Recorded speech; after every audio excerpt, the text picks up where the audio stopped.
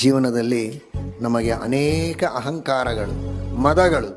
ಭಾರೀ ಬುದ್ಧಿವಂತ ನಾನು ಅಂತ ಕೆಲವರಿಗೆ ಅಹಂಕಾರ, ಐಶ್ವರ್ಯ ಬಹಳ ಇದೆ ಅಂತ ಕೆಲವರಿಗೆ ಅಹಂಕಾರ, ಚಾಣಾಕ್ಷತನ ಇದೆ ಅಂತ, ಪರಾಕ್ರಮ ಇದೆ ಅಂತ, ಅಧಿಕಾರ ಇದೆ ಅಂತ, ಬಹಳ ಜನ ಕೈ ಕೆಳಗೆ ಕೆಲಸ ಮಾಡುತ್ತಾರೆ ಅಂತ, ಅನೇಕ ಜನರಿಗೆ ಹೊಟ್ಟೆಗೆ ಹಾಕ್ತೇನೆ, ಬಟ್ಟೆಗೆ ಕೊಡ್ತೇನೆ ಅಂತ.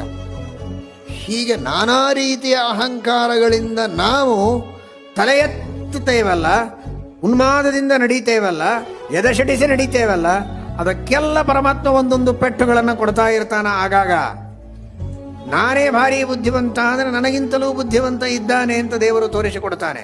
ನಾನು ಮಹಾಪರಾಕ್ರಮಿ ಅಂದರೆ ನನ್ನ ಪರಾಕ್ರಮವನ್ನು ಮೀರಿಸುವ ಪರಾಕ್ರಮ ಇನ್ನೊಬ್ಬರಿಗಿದೆ ಅಂತ ದೇವರು ತೋರಿಸಿಕೊಡ್ತಾನೆ. ನಮ್ಮ ಅಹಂಕಾರವನ್ನು ದಮನ ಮಾಡುತ್ತಾನೆ. ನಾವು ವಿಷ್ಣು ಭಕ್ತರೇ, ಆ ಕಾರಣಕ್ಕಾಗಿಯೇ ನಮ್ಮ ಅಹಂಕಾರವನ್ನು ದೇವರು ದಮನ ಮಾಡೋದು. ವಿಷ್ಣು ಭಕ್ತರಾಗಿದ್ದೀರಿ, ಅಹಂಕಾರವನ್ನು ಪಡೆಯಬೇಡಿ. ಅಹಂಕಾರದಿಂದ